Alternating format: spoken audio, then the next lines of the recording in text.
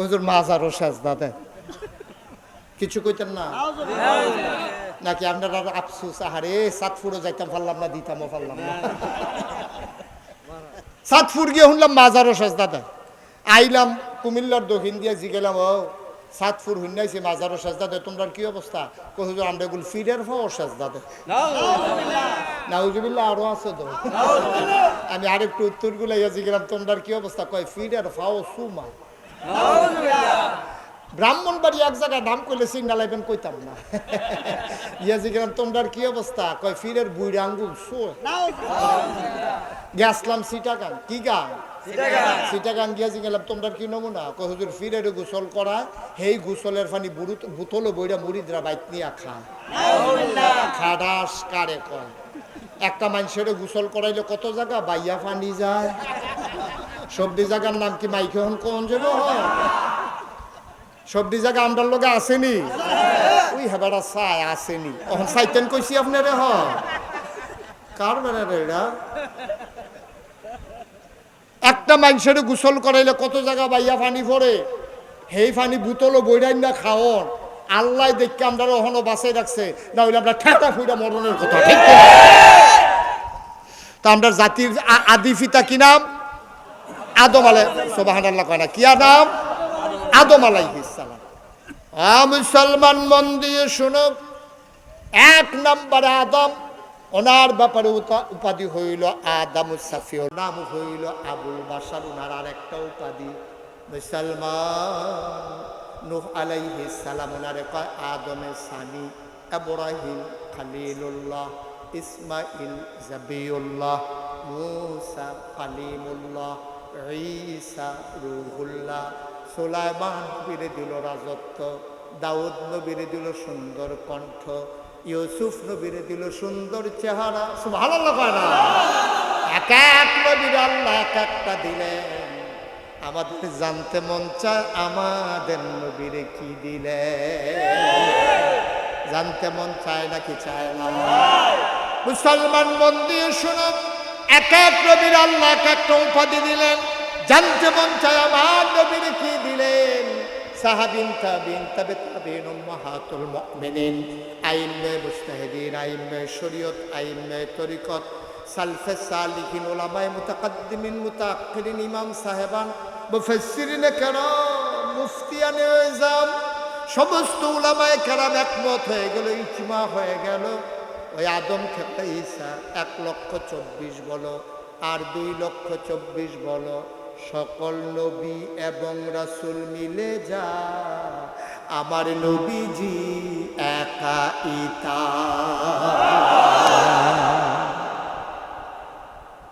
সব নবী এবং রাসূল মিলে যা আমার নবীজি একাইতা। এই নবীকে যখন দুনিয়ায় পাঠানো হলো, ও মুসলমান মন দিয়ে শোনো, এই নবীজি আসার পরে তিনি দেখলেন মানুষগুলো বর্বর, বেদইন, যাযাবর, মূর্খ, অসভ্য, অভদ্র। এই মানুষগুলোকে সামান্য 23টা বছর তিনি সময় পেলেন।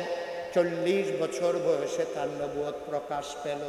40 বছর থেকে 53 বছর পর্যন্ত মক্কায় 13 বছর, মদিনায় চলে গেলেন 10টা বছর। এই 23 বছরে তিনি মানুষগুলোকে দ্বীনের পথে ডাকলেন। একটা ইউনিভার্সিটি নাই, একটা কামিল মাদ্রাসা নাই, একটা দাওরা হাদিস মাদ্রাসা নাই, একটা প্রাইমারি নাই, প্রি প্রাইমারি নাই, ইন্টারমিডিয়েট কলেজ নাই, বিশ্ববিদ্যালয় কলেজ নাই, ডিগ্রি কলেজ নাই, অবন্ধু হাই স্কুল নাই, নুরানি মাদ্রাসা নাই, নাই বলতে কিছু নাই। প্রাইমারি নাই, প্রি প্রাইমারি নাই, নৈশ শিক্ষা নাই, কিন্টার গার্ডেন নাই, রাষ্ট্রীয় অবকাঠামো নাই, মহল্লা নাই, গ্রাম নাই, ওয়ার্ড নাই, ইউনিয়ন নাই, উপজেলা নাই, জেলা নাই, অমুসলমান বিভাগ নাই, রাষ্ট্রীয় অবকাঠামো নাই, প্রধানমন্ত্রী নাই, মন্ত্রী পরিষদ নাই, উপজেলা চেয়ারম্যান নাই, ভাইস চেয়ারম্যান নাই, ইউনিয়ন চেয়ারম্যান নাই, নাই বলতে কিচ্ছু নাই, ওয়ার্ড মেম্বার নাই, নাই বলতে কিচ্ছু নাই, পোস্ট অফিস নাই, কুরিয়ার সার্ভিস নাই, মোবাইল ফোন নাই, ল্যান্ড ফোন নাই। মুসলমান যখন কোনো অবকাঠামো ছিল না, সেই সময়ে মাত্র 23টা বছর নবীজি দাওয়াত দিলেন আর তার জীবদ্দশায় মানুষগুলোকে গড়ে তুললেন। প্রমাণ হয়ে গেল আল্লাহ রাব্বুল আলামিন সেই মানুষগুলোর ব্যাপারে আয়াত নাজিল করে দিলেন, রাদিয়াল্লাহু আনহুম ওয়া রাদু আনহু, তাদের ব্যাপারে আল্লাহ খুশি, আল্লাহর ব্যাপারে তারা খুশি। বলো সুবহানাল্লাহ। কয় বছরে? কথা কেন, কয় বছরে? 23 বছরে। আমাদের আইবল ইসলামিয়া মাদ্রাসার মতো একটা মাদ্রাসাও ছিল, কিচ্ছু ছিল না। নবীর জীবনের প্রথম মাদ্রাসা দারুল আরকাম, একটা ছোট্ট একটা ঘর, কোনো মতে ঠাসাঠাসি কইরা, তাও কাফেরদের বড় ভয়। তিনি আস্তে আস্তে করে তিল করে অসভ্য বর্বর বেদুইন যাযাবর মূর্খ এই অভদ্র মানুষগুলোকে তিনি ট্রেনিং তালিম দিতে শুরু করলেন, তারবিয়ত দিতে শুরু করলেন। ফলশ্রুতিতে মাত্র 23 বছরের ব্যবধানে এমন কতগুলো মানুষ হয়ে গেল সুসভ্য, ভদ্র, আধুনিক, আল্লাহওয়ালা, পরহেজগার, যাদের ব্যাপারে গোটা বিশ্বের সব উন্নত দেশে ইউনিভার্সিটিগুলো যখন গবেষণা শুরু করে দিল, America, Britain, France, Germany, Switzerland, সব দেশের বড় বড় ইউনিভার্সিটিগুলো তারা এক বাক্যে ঘোষণা করে দিল, নবীর জমানায় যে মানুষগুলো তৈরি হয়েছিল এই মানুষ কখনো আর আসে নাই, কোনোদিন আর আসবে না। ঠিক কিনা? কয় বছরে? কথা বলে কয় বছরে? 23 বছরে নবীজি সোনার মানুষ বানাই দিলেন। খেয়াল রাখতেন, এই 23টা মনে রাখতেন। কয় বছরে? না 23 বছর। ইংরেজরা এই দেশে শাসন করছে 200 বছর। 1757 সালের 23শে জুন পলাশির আম্র কাননে নবাব সিরাজউদ্দৌলাকে পরাজিত করে ইংরেজ লাট বাহাদুরেরা ইস্ট ইন্ডিয়া কোম্পানি নাম দিয়া ব্যবসার উদ্দেশ্যে এসে তারা আমার উপরে শাসন করলো, শোষণ করলো 200টা বছর। 1947 সালের 14ই আগস্ট এই ভারতীয় উপমহাদেশ থেকে ইংরেজরা বিদায় হয়েছে। যাওয়ার পরে 2টা দেশ হলো হিন্দুস্তান আর পাকিস্তান। পশ্চিম পাকিস্তানের মানুষগুলো আমাদের পূর্ব পাকিস্তানের মানুষগুলোর উপরে জুলুম করেছে, নির্যাতন করেছে, নিপীড়ন করেছে। আমার চন্দ্রগুনা পেপার মেলের কাগজ ইচ্ছা করলে বাংলাদেশে ব্যস্ত ঘরে চাইরা না, এটারে আপনার করাচি দিয়ে ঘুরান দিয়ে একটা সিল মারাইয়া এটা রান্না বেছে আনানো। আমরা তারা ফাট করে কি সুন্দর কার্পেট বানায় আদম জুট মিলে, এগুলো শোভা পায় পশ্চিম পাকিস্তানের এলিট পার্সন যারা তাদের বেডরুমে আর ড্রয়িং রুমে। আমার দেশের খেটে খাওয়া মানুষ কৃষকেরা কি সুন্দর চিনি গুঁড়া, কালিজিরা, মজার মজার চাউল ফলায়, আর এইগুলা খায় পশ্চিম পাকিস্তানের তারা। আমাদের মানুষগুলো গর্জে উঠল রঞ্জনার বিচার স্বীকারোক্তি দিয়ে। আমার দেশে 1971 সালের 26শে মার্চ এক মহান ঘোষণার মাধ্যমে আমার দেশের আপামর জনতা, খেটে খাওয়া মানুষ যার যা ছিল সবাই রক্তক্ষয়ী অসামরিক যুদ্ধে ঝাঁপিয়ে পড়ল। 1971 সালের 16ই ডিসেম্বর পৃথিবীর মানচিত্রে নতুন করে একটি দেশের নাম জায়গা করে নিল। দেশের নাম আমার সোনার বাংলা। আমি তোমায় এই সোনার বাংলা আবার আমরা উপহার পেলাম। পৃথিবীর মানচিত্রে নতুন একটি দেশ হলো, আর আমরা খেয়াল করে দেখলাম লাল সবুজের পতাকা পথ পথ করে উড়ে আমাদেরকে স্বাধীনতার ঘোষণা দিয়ে দিল। আফসোস কি জানেন? নবীজি সোনার ভাই এরকম কিছু কথা বলতেছেন কেন আপনারা? কি সমস্যা? কি কোনো ঘোষণা আছে, কোনো কাজ আছে? বলেন, কথা থাকলে বলেন, আমাকে থামাইয়া কথাটা শেষ করেন আগে। কয়েকবার তো আপনারা কথা বললেন, কি সমস্যা? কি দাঁড়িয়ে রয়েছেন কেন? এখানে কি কাজ? কি হয়? সরেন এখন থেকে। এই কাণ্ডের কাছে ফিসি দিয়ে এটা কি নিয়ম আছে নাকি আপনার এলাকা? অনেক এলাকায় তো অনেক নিয়ম আছে যে ফিসির কাছে একজন ফেরিয়া কথা বলতে হবে, এটা একটা নিয়ম। নিয়ম হইলে তো আর কিছু করার নেই। নিয়ম আছে না? অত নাই বিলে থাকছে। আমিন কর। তাহলে নবীজি সোনার মানুষ বানাইছিল কয়শো বছরে? না আমার কথা কয় না দেখি, কয় বছরে? 23 বছরে। আর আমরা ইংরেজরা শাসন করলো 200 বছর, পাকিস্তানিরা 23 বছর, বাংলাদেশ স্বাধীন হয়েছে আজকে আপনার কত বছর? 53 বছর।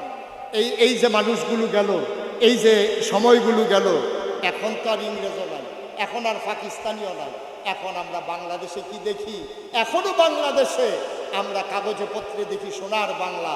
আমরা প্রকৃত অর্থে আমরা সোনার বাংলা এখনো পাই নাই। ঠিক কিনা? স্বাভাবিক মৃত্যুর গ্যারান্টি নাই এই দেশে। এই দেশে শ্রেণী বৈষম্য।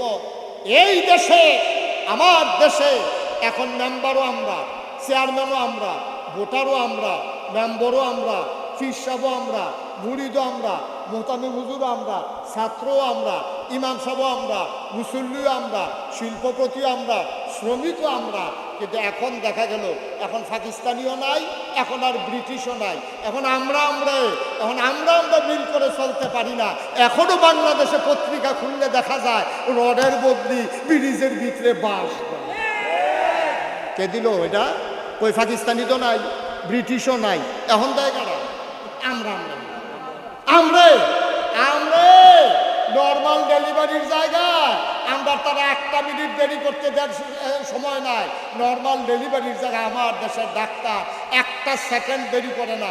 রুগী রাস্তার দেখতে হয়তো ছুটিমুড়ি দাঁড়াইয়া লইয়া বইয়া নাই, ঠিক কিনা কম? নর্মাল ডেলিভারির জায়গায় সিজার হয়। অনেক মানুষ কষ্টে আছে, যেই নর্মাল ডেলিভারিতে হয়তো 5,000-এ, সিজার হয়ে যায় 25-30,000-এ, ঠিক কিনা কম? বড় আফসোস জাতির জন্য, বড় দুঃখ। নবীজি পারল 23 বছরে, কি মানুষ বানাইল? 23 বছর আগে এই মানুষগুলো রাস্তার মুড়ে দাঁড়াই থাকতো লাঠি নিয়া, কেউ সম্পদ নিয়ে যাইতে নিলে ডাকাতি করার জন্য। 23 বছর পরে এখনো দাঁড়াই থাকে লাঠি নিয়া, কেউ ডাকাতি করে কিনা পাহারা দেওয়ার জন্য। আজব পৃথিবী। কয় বছরে না কথা বলে? কয় বছরে? মুসলমান মন দিয়ে শুনো, আমার আল্লাহ রাব্বুল আলামিন এই দুনিয়ার ভিতরে নবী পাঠালেন। নবী এসে দ্বীনের পথে মানুষকে ডাকলেন। মানুষগুলো দলে দলে দ্বীনের পথে আসলো। মানুষ হয়ে গেল 2 ভাগ, একদল আল্লাহওয়ালা আর একদল শয়তানওয়ালা। একদল জানে আর একদল জানে না, একদল মানে আর একদল মানে না, একদল জান্নাতি আর একদল জাহান্নামী, একদল ফেরেশতার চাইতে উত্তম আর একদল মানুষ হয়ে গেল জানোয়ারের চাইতে খারাপ, ঠিক কিনা? মানুষ হয়ে গেল 2 দল। একদল হয়ে গেল আবু বকর, উমর, উসমান, আলী, তালহা, জুবায়ের, আর একদল হয়ে গেল আবু জাহেল, আবু লাহাব, উতবা, সাইবা, মুগীরা। মানুষ হয়ে গেল 2 দল। এবার বলো, আমরা এখানে যারা আছি, আমরা কি আবু জেহেলের বংশধর না আবু বকরের বংশধর? আবু বকরের বংশধর। আবু বকর, উমর, উসমান, আলী, তাদের দেহের রক্ত আমাদের গায়ের ভিতরে প্রবাহমান। তাইলে 1,500 বছর পরে আইরনের জমিনে 23শে মে 2024 সালে যদি আবু বকরের বংশধর থাকতে পারে, তাইলে এই বাংলাদেশের ভিতরে আবু জেহেলের বংশধর আছে নাকি নাই? কথা কেন দিয়ে আছে নাকি নাই? দাউদ কান্দিয়াত মাহফিল আমি যখন কইছি আবু জেহেলের বংশধরও আছে, এক বুড়ে বেড়া ফাল দিয়ে ফেলে করতে আইয়ে বইয়ে দিচ্ছি। আমি নমুনা দিয়ে আপনার খারাপ কিতা করলেন, হুজুর তারা পানি লাগাইলাম, থুক খাইয়া গোসল করাই দিল। তাহলে আমরা না কার বংশধর? কথা বলা ঘুমাই গেছেন নাকি আপনারা? আমরা কার বংশধর?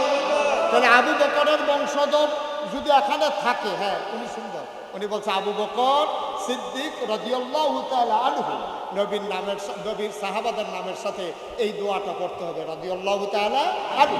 বলেন সুবহানাল্লাহ। অসংখ্য ধন্যবাদ, অসংখ্য ধন্যবাদ। আল্লাহ যেন কবুল করে, সবাই বলে আমিন। এই কথাটা বলতেছিলাম, আমরা আবু বকর, উমর, উসমান, আলী রাদিয়াল্লাহু তাআলা আনহুম, তাদের বংশধর আমরা। তাইলে আবু জেহেলের বংশধর আছে নাকি নাই? আছে। কথা বলে আছে নাকি নাই?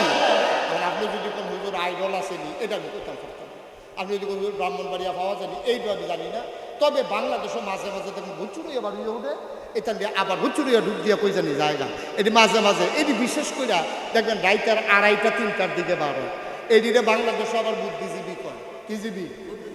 কথা বলে কি জীবী?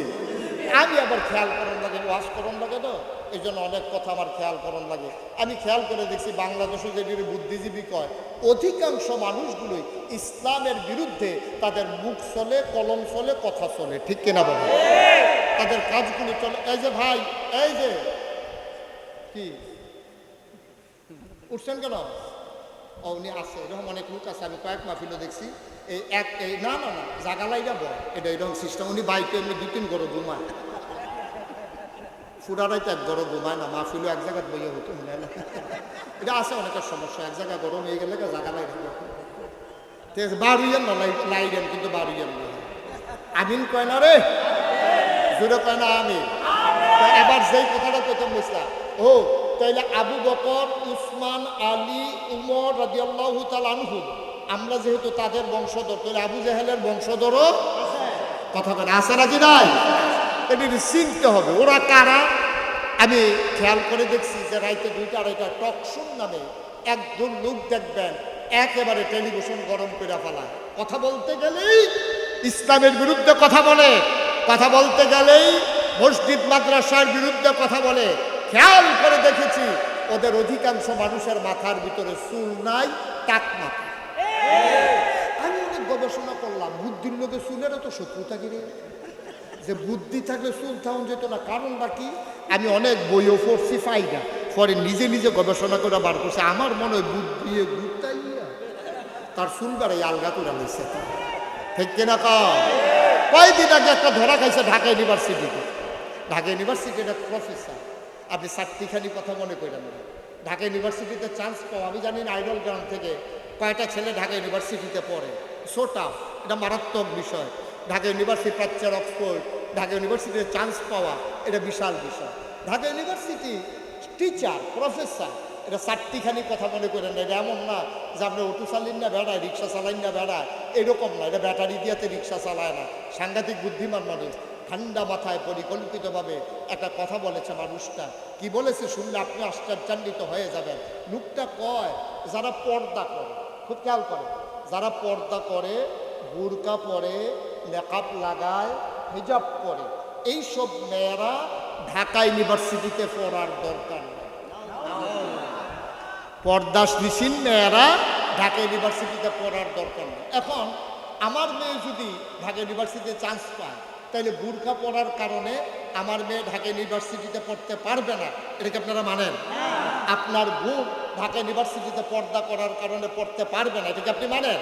কিন্তু সে তো বলছে শতকরা 92 জন লোক এই দেশে মুসলমান। এই দেশে শতকরা 92 জন লোক মুসলমান। এই দেশে মসজিদ মাদ্রাসার দেশ, এই দেশ বক্তব্যের দেশ, এই দেশে হক্কানি পীর মাশায়েখেরা নেংটির বদলে মানুষকে লুঙ্গি পরা শিখিয়েছে, হরে রামের জায়গায় কলমা পড়তে শিখিয়েছে, শ্রীর জায়গায় মোহাম্মদ লিখতে শিখিয়েছে, টিকির বদলে টুপি পড়তে শিখিয়েছে। যেই দেশে আসার নামাজ পড়ে দুরূদ পড়তে পড়তে মানুষ ঘুমুতে যায়, যেই দেশে ফজরের আযান শুনলে মানুষের ঘুম ভাঙে, শতকরা 92 জন লোক মুসলমানের দেশে, যারা ওই বাংলার মাথেসের রাজধানীতে শীততাপ নিয়ন্ত্রিত কক্ষে বসে পুলিশ পাহারায় ইসলামের বিরুদ্ধে কথা বলে। আমি বলেছি ঢাকা রাজধানীতে বসে ইসলামের বিরুদ্ধে কথা বলা সহজ, পাল্লাইনের জমিনে এসে বলো পিঠের চামড়া নিয়ে ঢাকা যাওয়া যাবে না।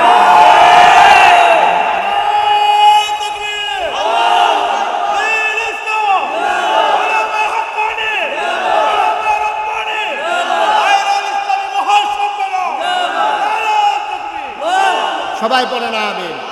মুসলমানের সন্তান দাদা, তুই যদি মন চায় তোর বউরে তুই উদম করে ছেড়ে দে, পর্দাতে করাইতে মন না চাইলে কল ছেড়ে দাও। তোমার মেয়েরে তুমি পর্দা না করাইলে না করাও। শতকরা 92 জন লোক মুসলমানের দেশে এই পর্দার বিরুদ্ধে কথা বলার দুঃসাহস বাংলার মুসলমান মেনে নেবে না, ঠিক কিনা বলো? সুতরাং মন যা চায় তুমি তাই করবা, মুখে দিয়ে যা আসে তুমি তাই বলবা, হ্যাঁ যা মন চায় তাই করবা, এটা হবে না।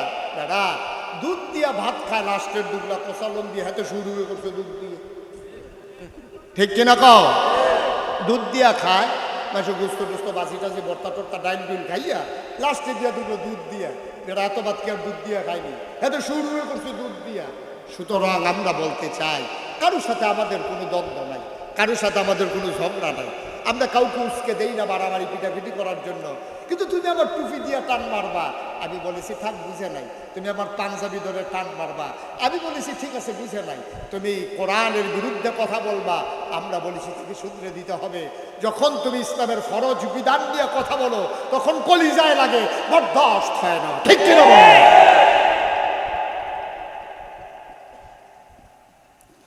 মুসলমান মন দিয়ে শোনো, মানুষ হয়ে গেল 2 ভাগ, একদল হলো শয়তানওয়ালা, আর একদল হয়ে গেল আল্লাহওয়ালা। আজকে আমরা যারা এখানে আছি আমরা সবাই আল্লাহওয়ালা দাবি করি অথবা আল্লাহওয়ালা হতে চাই। আজকের আলোচনা আল্লাহওয়ালা মানুষগুলো কেমন সেখান থেকে দুই একটি কথা শুনবো, নিজের জীবনকে ওইভাবে রাঙাবো, আমিও যেন এন্তেকালের পরে মানুষের স্বীকৃতির মাধ্যমে আল্লাহওয়ালা হিসাবে দুনিয়া থেকে বিদায় হতে পারি, ঠিক কিনা?